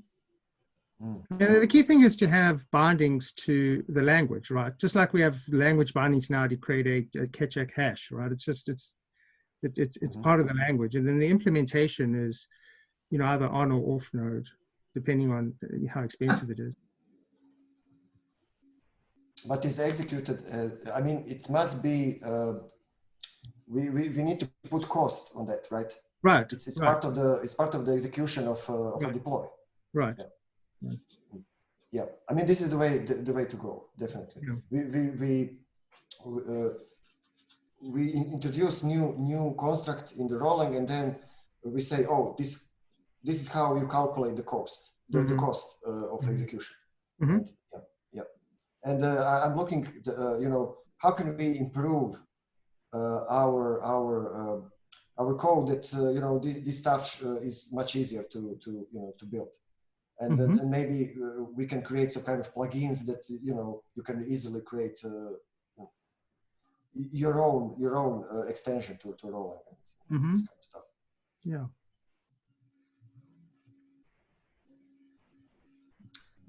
Cool. Okay, today was very interesting discussion and, you know, testing of everything. Thanks much, guys. Yep. Thanks a lot. Okay, bye. Thank you. See you next time. Bye-bye.